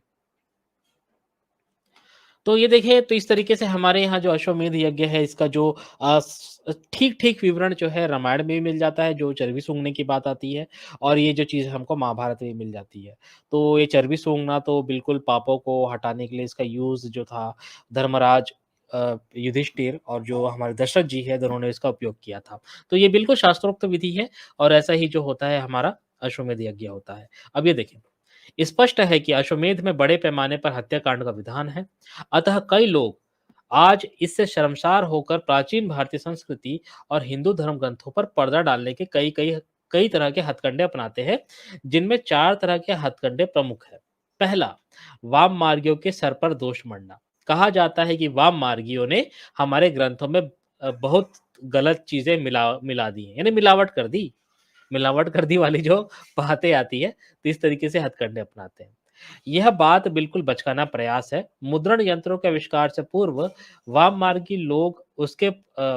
लोग उस प्रति में तो अपनी बात मिला सकते थे जो उनके पास थी। सही बात है। मतलब देखिए, वाममार्गी के पास अगर कोई प्रति होगी महाभारत की, तो वो तो उसमें अपना अल्टरेशन या जो भी उसमें मिलावट करनी कर सकते हैं। लेकिन हिंदुओं के घरों व मठों में सुरक्षित पोथों में से वे अपनी बातें कैसे मिला सकते हैं? भई, जो ऑथेंटिक जो बुक है, जो मठों में रखी हुई है, जो मंदिरों में रखी हुई है, जो जो जो पुरोहितों के पास है, उसमें वो मिलावट कैसे हो सकती है? ठीक है। आज जितनी प्रतियाँ मिलती हैं, उनमें ये सब बातें हैं। क्या सब की सब प्रतियाँ वाममार्गियों के ही पास थी? तब बाकी हिंदू क्या करते थे? उनके पास अपनी पुस्तकों की क्या एक भी प्रति न थी? सही बात है। तो ये जो मिलावट की बात करते हैं, बिल्कुल भी बचकानी बात है। भई, अगर मिलावट अगर हुई है, तो आप असली प्रति ले आइए अपने पास से। तो ऐसा बिल्कुल भी नहीं है, मिलावट की बात करते हैं, पूरी तरीके से झूठ है। दूसरे, शताब्दियों तक किसी हिंदू विद्वान, धर्मगुरु अथवा आचार्यों ने ऐसी बातों को वाम मार्गियों द्वारा मिलाए हुई क्यों नहीं बताया? सही बात है। भई आपकी किताबों में अगर मिलावट हुई है, तो मिलावट की पकड़ तो जो हिंदू विद्वान है, जो धर्मगुरु है, वो तो आसानी से कर सकते हैं। तो उनको आपकी स्टेटमेंट देना चाहिए था कि भैया हमारे पास सही ऑथेंटिक किताब है। ये जो किताबें जो चल रही है महाभारत या रामायण जो हिंदू धर्मशास्त्र जो चल रहे हैं, वो गलत है, उनमें मिलावट है। पर कोई भी जो धर्मगुरु है, वो सामने नहीं आता है। प्राचीन समय के बुद्धिवादियों ने समय-समय पर ऐसी बेहुदा प्रथाओं पर हमले किए हैं। सर्वदर्शन संग्रह 14वीं शताब्दी में उद्धृत एक श्लोक में कहा गया है, भांडों का कहना है कि पत्नी को घोड़े का लिंग ग्रहण करना चाहिए। इसी तरह और भी इसी तरह और भी कई कुछ ग्रहण करने योग्य इसमें लिखा हुआ है। ठीक है? तो ब्राह्मणों को ये देखिए भंडे शब्द आया है यहाँ पर। ठीक है? उस युग में जब ऐसे यज्ञ प्रायः होते थे, बुद्धिवादी लोग ऐसे विधान विधान करने वाले ईश्वरीय वेदों को भांडों की वाणी कहते हैं और उनका कोई उत्तर नहीं देता था। तब से अब तक शताब्दियों में बड़े-बड़े पोथे रचे गए, परंतु इस श्लोक के अलावा कोई उत्तर किसी ने नहीं दिया। ठीक है? तो अब हम देखते हैं कि ये जो मिलावट की बात करते हैं, पर मिलावट अगर हुई है तो इसका प्रतिकार भी होना चाहिए, पर प्रतिकार हमको मिलता नहीं है। बस ये एक श्लोक मिल जाता है कि भांडों ने कहा है कि पत्नी को घोड़े का लिंग ग्रहण करना चाहिए। तो ये हमको एक ही श्लोक बस मिलता है। ठीक है? और बीच-बीच में हमको इक्का-दुक्का चीज़ें मिल जाती है, पर वो ये कह सकते हैं कि उस समय किसी ने लिख दिया होगा। वो भी तो प्रक्षेप हो सकता है ना? अगर प्रक्षेप खराब बातें हो सकती है आपकी किताब में, तो अच्छी बातें भी तो प्रक्षेप हो सकती है कि बाद में किसी ने लिख दिया होगा, लोक समाज के डर से। जब जो हमारा भारत था प्रगतिशील हो चुका था, है ना? तो ये दो धारी तलवारें हैं। अगर आप अपनी अपनी खराब चीज़ों को मिलावट बताएँगे, तो वो अच्छी चीज़ें भी तो मिलावट हो सकती है ना? कि खराब चीज़ें जो हैं आपके धर्म ग्रंथों में अलग-अलग जो बेसिक किताबें हैं, वहाँ तक मिलती है, जो आप जिस चीज़ को मिलावट कहते हैं। इसलिए ये जो बातें हैं, ये शक जो है गहरा हो जाता है कि अगर आपके ग्रंथों में अगर कहीं अच्छी बातें भी लिखी हुई है, तो कहीं वो बाद की बातें या मिलावट तो नहीं है? ये बातें हैं। ये देखिए। यदि देखिए महीधर ने यजुर्वेद पर भाष्य बाद में लिखा। यदि बुद्धिवादियों का कथन झूठा होता, तो वह अपने वेद भाष्य में कोई दूसरी व्याख्या दे सकता था, लेकिन उसने खुद वही बात लिखी। सही बात है। सारे हिंदू धार्मिक साहित्य में कहीं भी अश्वमेध की हिंसा, अश्लीलता और बेहूदगी को न तो नकारा गया है और न ही उसे वाम मार्गियों की करतूत बताया गया है। अतः आधुनिकों का वाम मार्गियों के सर पर दोष मढ़ना बिल्कुल निराधार है। स्पष्ट है कि ये ग्रंथ खुद हिंदुओं द्वारा लिखे गए हैं और इनमें किसी वाम मार्गी ने कोई बात नहीं मिलाई। आज इन पर जो पर्दा डालने का प्रयास किया जाता है, उसके पीछे सभ्यता के वर्तमान युग में इन आदिम धर्म संस्कारों में से शर्मिंदा हुई, परंतु उनके प्रतिपादक धर्म व धर्म ग्रंथों से मोहवश चिपटी रहने वाली मनोवृत्ति है। तो ये देखिए ये बिल्कुल सही लाइन लिखी हुई है कि इस पे पर्दा डालने का सबसे बड़ा रीज़न ये है कि भई हम अपने धर्म ग्रंथों से चिपटे रहना चाहते हैं। है ना? भले ही हमको जो बातें प्राचीन में हुई है, उस पे हमको बात नहीं करनी है, उससे बात करने पे हमको शर्म आती है, पर हमको वेदों का गुणगान करना है। ये मनोवृत्ति है। ठीक है? इसी के शिकार हुए व्यक्ति बिना किसी आधार पर यह मानकर चलते हैं कि प्राचीन धर्म ग्रंथ पवित्र और श्रेष्ठ हैं। ये बातें हैं। तो ये देखें क्या है, अब अगला ये देखें। यह मत दोष दूसरों के सर पर। अब ये देखिए यहाँ पर आर्य समाजियों की बात होती है देखिए। इस प्रसंग में प्रसिद्ध आर्य समाजी विद्वान पंडित युधिष्ठिर मीमांसक ने जो टिप्पणी अपने मीमांसा शाबर भाष्य में की है, वह दृष्टव्य है। ठीक है, तो भैया देखिए कैसे जो दोष होता है दूसरों के सर पर मढ़ा जाता है। तो इसका जो एक प्रसिद्ध आर्य समाजी है, विद्वान है पंडित युधिष्ठिर मीमांसक, उन्होंने किताब लिखी है मीमांसा शाबर भाष्यम। उसमें वो क्या लिखते हैं, ऐत्रेय ब्राह्मण का इस मारे गए पशु के मांस खंड का बंटवारा यह स्पष्ट घोषित करता है कि ऐत्रेय के मूल प्रवचन काल में अथवा उसके शौनक द्वारा पुनः संस्कार के काल में यज्ञों में पशु की बलि और यज्ञशिष्ट प्रसाद रूप मांस का भक्षण ब्राह्मण लोग किया करते थे, अथवा यह पशु बलि और यज्ञीय मांस शेष का भक्षण का उत्तर काल का प्रक्षेप होगा। यह प्रक्षेप मानने के लिए कोई सुदृढ़ प्रमाण नहीं है। तो ये देख लीजिए, मीमांसा शाबर भाष्यम खंड 3 प्रश्न नंबर 1075। तो यहाँ पर क्या लिखते हैं, प्रक्षेप मानने के लिए कोई सुदृढ़ प्रमाण नहीं है। मतलब ये कह तो रहे हैं कि प्रक्षेप हो सकता है, पर प्रक्षेप मानने कोई प्रमाण नहीं है। तो इस तरीके से हमारे आर्य समाजियों की बातें चलती है कि चीज़ों को ये तो प्रक्षेप तो कह देते हैं, पर उस प्रक्षेप को मानने के पीछे कोई प्रमाण उनके पास रहता नहीं है। यहाँ पर ये लिख भी दिए कि भैया देखिए कि यह पशु बलि और यज्ञीय मांस शेष का भक्षण उत्तर काल का प्रक्षेप होगा। पर प्रक्षेप मानने के लिए कोई सुदृढ़ प्रमाण नहीं है। बताओ, बिना प्रमाण के प्रक्षेप मान रहे हैं। ठीक है। देखिए, दूसरा हथकंडा है शब्दों के अर्थ बदलना। कहा जाता है कि अश्वमेध में जो अश्व शब्द है, उसका अर्थ घोड़ा ना होकर अश्वगंधा नाम की जड़ी है। तो ये बातें मैंने सुनी थी कि अश्वमेध यज्ञ का मतलब ये होता है कि अश्वगंधा नाम की जड़ी डाल देते हैं, वो जड़ी से धुआँ वगैरह होता है, तो उससे काफ़ी औषधीय गुण उसमें से निकलते हैं, वायु शुद्ध हो जाती है। मतलब तो ये बात न्यूटन जी, जी जी झूठ आज़ाद जी। बोलने की भी हद होती है। हाँ, हाँ, झूठ बोलने की भी आदत मतलब होती है। जी, जी। इसीलिए अब ये जब इनसे लगता है कि अब ये अपने धर्म को नहीं बचा पाएंगे, तो इससे ऐसी अनर्गल बातें करते हैं और कुछ भी मतलब अश्वमेध यज्ञ को हाँ, अश्वगंधा। अश्वगंधा यज्ञ बता देते हैं, सही बात है। ठीक है, तो इस तरीके से बात आती है कि और ये जनरली मैंने आर्य समाजियों से ये चीज़ सुनी है कि अश्वमेध यज्ञ का मतलब ये होता है कि उसमें अश्वगंधा डाला जाता है और जो चावल का घोड़ा बनाया जाता है या आटे का घोड़ा बनाकर उसकी बलि दी जाती है। ऐसा कर कर बताते हैं वो। अब कुछ भी बोलना है, झूठ बोल दो, कौन देखने आ रहा है ना? यही बात है। सही बात है न्यूटन जी। है ना? हमारा प्रश्न है कि अश्वमेध के अवसर पर दिग्विजय के लिए राजाओं द्वारा सैनिक की देख-रेख में जो अश्व छोड़ा जाता था, क्या वह अश्व न होकर अश्वगंधा नाम की जड़ी हुआ करती थी, जिसे किसी नौकर के सर पर टोकरी में रखकर साल भर घुमाया जाता था? यदि वह जड़ी जड़ी थी है ना? यदि वह जड़ी थी, तो उसे खंभे से बाँधकर तलवार से कत्ल क्यों किया जाता था? क्या उसे वैसे ही उठाकर आग में नहीं डाला जा सकता था? सही बात है, भई तलवार से काटने की क्या ज़रूरत है? जड़ी को उठा के सीधा आग में डाल दो। ठीक है। फिर ब्राह्मण ग्रंथों में अश्व के 36 टुकड़े करने का विधान है। वहाँ बताया गया है कि जबड़ा किसे देना है, बाजू किसे देना है, पूँछ किसकी है, ऊपर के ओंठ किसके लिए है, गर्दन का हिस्सा किसका है। क्या ये अंग जड़ी के हो सकते हैं? अश्व के खून को प्रेतात्माओं को देने का और उसकी चर्बी से आहुतियाँ देने का विधान है। क्या जड़ी में खून और चर्बी भी होती है? तो इस तरीके से ये बोलते हैं। अब इस पे अब क्या बात है, देखिए, स्वामी करपात्री जी महाराज ने तो स्पष्ट शब्दों में जड़ी की हर तरह की संभावना को रद्द करते हुए यज्ञों में पशुओं के ही वध की बात की है। ये सुन लीजिए, स्वामी करपात्री जी महाराज। और उनके वध को उनके लिए लाभदायक बताते हुए लिखा है। मतलब जिस जानवर को आप वध कर रहे हैं, उसमें उस जानवर का ही लाभ है।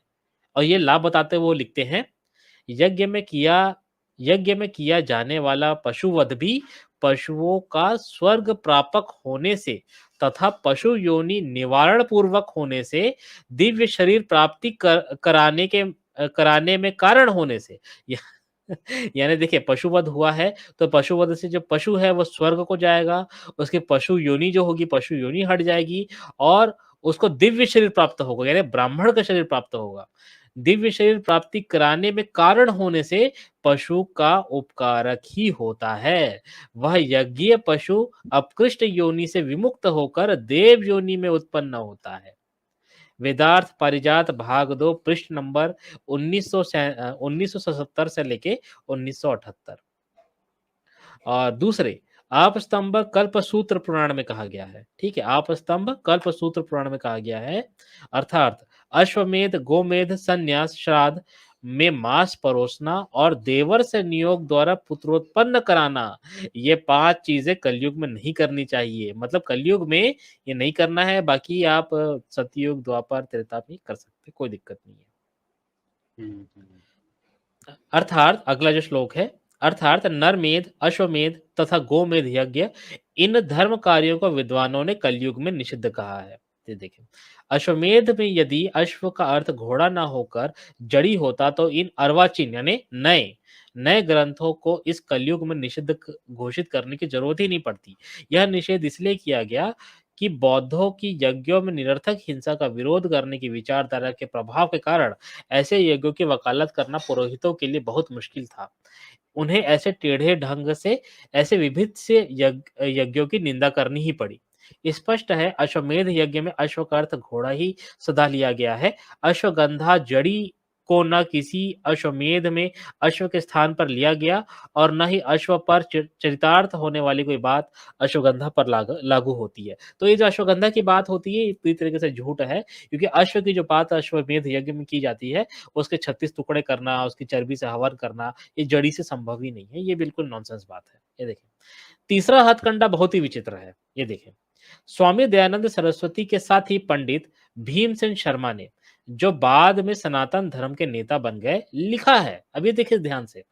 महिदर वेद भाष्यकार के लिखे अनुसार उन मंत्रों का अर्थ संस्कृत में व लोक भाषा में किसी को भी यज्ञ के समय व अन्यत्र कहना सुनाना कदापि उचित नहीं। महीधर का भी यह अभिप्राय कदापि नहीं है कि यज्ञ के समय व अन्यत्र कहीं भी अभिप्राय प्रकट किया जाए, किंतु महीधर का भी यही मतलब है कि ऐसा अर्थ कहीं भी कहने योग्य नहीं है। केवल वेदाधिकारी शुद्ध पुरुष जानना चाहे कि इन मंत्रों का क्या अर्थ है, तो इस संस्कृत लेख संस्कृत भाषा से वे जान सके। जबकि वह अर्थ अवाच्य कहने के अयोग्य है, तो इसी से हम भी उसे कहना उचित नहीं समझते, किंतु यज्ञ व स्वाध्याय आदि के समय केवल मंत्रवाच्य पढ़ने व कहने योग्य है। तो यहाँ पर आप चीज़ों को समझिए, यहाँ पर क्या लिखा है। यहाँ पर ये लिख रहे हैं हमारे आर्य समाजी महाराज भीमसेन शर्मा जी, ये लिखते हैं कि महिधर का जो भाष्य है, ना आप उसे लोगों को बता सकते हैं, ना आप उसे समाज में पढ़ सकते हैं, कहीं भी आप उसको पढ़ नहीं सकते। पर अगर वेदाधिकारी शुद्ध पुरुष यानी जिसका पूरा ब्रेन वॉश हो चुका है, अगर वो जानना चाहे तो वो उसको पढ़ सकता है। ठीक है? और यज्ञ और स्वाध्याय आदि के समय केवल मंत्र मात्र वाच्य है। मतलब देखिए, इन्होंने भी जो महिधर का जो भाषा है उसको उन्होंने गलत नहीं कहा है। ये कहा है कि भैया हम इसको आज की डेट में लोगों के सामने बता नहीं सकते, पर यज्ञों में हम इसका ज़रूर उपयोग कर सकते हैं। ये बात है। मतलब ये चीज़ें होती थी और ये बातें समाज में थी। है ना? मतलब यहाँ मिलावट की बात ही नहीं है। इसको ऑथेंटिक कहा गया है भीमसेन शर्मा के द्वारा। ये आया है पंडित भीमसेन शर्मा, आश्वमेधिक मंत्र मीमांसा, सन 1911, पेज नंबर 38-39। यानी ये लोग कहते हैं कि अर्थ तो ठीक है, लेकिन ये अर्थ करने या कहने नहीं चाहिए, मंत्र ही तोते की तरह पढ़ने चाहिए। अर्थों को केवल वेदों का अधिकारी विद्वान अपने स्वाध्याय के लिए पढ़ सकता है, किसी को बताने या सुनाने के लिए नहीं। है ना? तो इस तरीके से बात है। इससे एक बात तो स्पष्ट हो जाती है कि अश्वमेध में कत्ल-गारत और अश्लील बकवास के होने को तो ये लोग भी मानते हैं, परंतु यह नहीं चाहते कि इसका जनसाधारण को पता चले, क्योंकि पता चल गया तो लोगों का वेद शास्त्रों से विश्वास उड़ जाएगा और परिणाम स्वरूप उनके नाम पे चलने वाला हलवा-मांडा बंद हो जाएगा। ठीक बात है। तो ये चीज़ें हैं, उसके बाद ये देखिए, चौथा हथकंडा है छद्म विज्ञान। अब ये देखिए कैसे विज्ञान की बातें मैंने बताई थी, कैसे विज्ञान ये घुसेड़ते हैं देखिए। चौथा हथकंडा है छद्म विज्ञान। कुछ लोग कपोल कल्पित वैदिक विज्ञान के नाम पर निर्लज्जता पूर्वक आज भी इस जंगलीपन का औचित्य सिद्ध करते हैं। एक सनातनी पंडित ने लिखा है। अब ये देखिए सनातनी पंडित जी क्या लिखते हैं, बड़ा मजा आएगा सुन के। याज्ञिक अश्व का रुधिर यानी जिस घोड़े को अपन यज्ञ में यूज कर रहे हैं, उसका खून दुग्ध के रूप में परिणत हो जाता था और अन्य शरीर काफूर बन जाता था। गर्भाशय को शुद्ध करने के लिए अश्व के काफूर रूप में परिवर्तित हुए चिकने अंश चर्बी को विधिवत अग्नि में डालकर यजमान पत्नी उस धूम से अपने गर्भाशय को धूपित करती थी। इसलिए एक रात इसलिए एक रात अकेली यजमान पत्नी उस मृत अश्व के निकट यज्ञशाला में रहती थी। वस्तुतः यजमान पत्नी के गर्भाशयगत विषैले वातावरण को दूर करने के लिए यह एक वैज्ञानिक उपचार किया जाता है। क्यों? उत्तरार्ध पेज नंबर 878 से 880। तो ये देखिए जो यज्ञशाला में जो निकट रानी को रहना पड़ता था, उसको जस्टिफ़ाई करते हुए क्या लिखते हैं कि जो याज्ञिक जो अश्व जो जिसको यज्ञ में काटा जाता है, उसका जो खून है वो दूध में चेंज हो जाता है और जो उसका जो शरीर है वो कपूर बन जाता है, ठीक है? तो गर्भाशय को शुद्ध करने के लिए जो चर्बी होता है, उसको यजमान पत्नी अग्नि में डालकर उसका जो धूम बनता है, अपने गर्भाशय को धूपित करती है। और उससे क्या होता है जो वातावरण में जो विषैला वातावरण जो होता है उससे वो हट जाता है। ये वैज्ञानिक उपचार है। और उसके बाद ये देखिए, एक दूसरे पंडित ने लिखा है, रानी के गर्भाशय के शोधनार्थ यानी रानी रानी के गर्भाशय को उसका ठीक करने के लिए रानी के गर्भाशय के शोधनार्थ अश्वमेध के उस विशिष्ट घोड़े के पृथक्कृत अंग से यानी काटे हुए लिंग से तैयार किए हुए पदार्थ को रानी अपने अंग में डालती है, अपनी योनि में डालती है। ठीक है? यानी जो लिंग से कुछ मतलब कुछ दवाई वगैरह बनाए होंगे, उसको जो रानी है अपने अंग में डालती है। इससे स्त्री का बंधत्व दोष दूर हो जाता है। फिर उस अश्व के अंगों से हवन करने से जो मांत्रिक शक्ति से अद्भुत शक्ति वाले तथा सुगंधित हो जाते हैं। वही अभिमंत्रित अग्नि में हूत इसलिए सूक्ष्मीभूत अंगों की गंध राजरानी के सूंघने ये क्या लिखे हैं? इसलिए सूक्ष्मीभूत अंगों की गंध राजरानी के सूंघने से भीतर प्राप्त होकर शुक्र और योनि के दोषों को दूर कर देती है।